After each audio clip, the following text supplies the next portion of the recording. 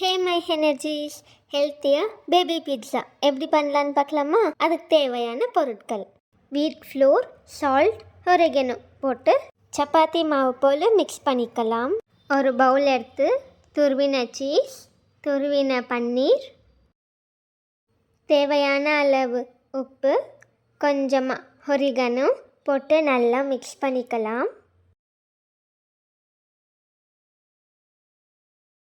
Mix பண்ண சப்பாத்தி மாவு எடுத்து நல்லா உருட்டிக்கலாம். டொமேட்டோ கெச்சப் அப்ளை பண்ணிக்கலாம். அப்ளை பண்ணதும் நம்ம ரெடி பண்ணி வச்ச சீஸை மேலே போட்டுக்கலாம். போட்டு அதை நல்லா ரோல் பண்ணிக்கலாம். நல்லா டைட்டாக ரோல் பண்ணணும். ஸோ இன்னொரு வாட்டி நல்லா டைட்டாக ரோல் பண்ணிக்கலாம். அதை பீஸாக கட் பண்ணிக்கலாம். ஒரு பீஸ் எடுத்து ஸ்ட்ரைட்டாக வச்சு ப்ரெஸ் பண்ணிக்கலாம். மெல்லமாக ப்ரெஸ் பண்ணணும். அதே மாதிரி எல்லாமே பண்ணிக்கலாம். ஒரு பேன் எடுத்து அந்த பேபி பீட்சாவை மேலே வச்சுக்கலாம். டொமேட்டோ கெச்சப் அப்ளை பண்ணிக்கலாம். அப்ளை பண்ணதும் அந்த சீஸ் ஸ்ப்ரெட்டை மேலே ஸ்ப்ரெட் பண்ணிக்கலாம்.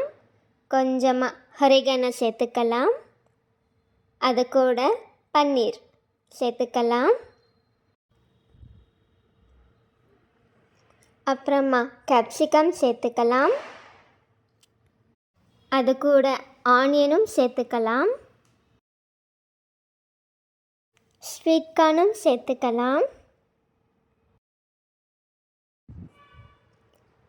பீட்சானா சீஸ் இல்லாமல் எப்படி? இன்னும் அதிகமாக சீஸ் போட்டுக்கலாம். கொஞ்சமாக ஆயில் சேர்த்துக்கலாம்.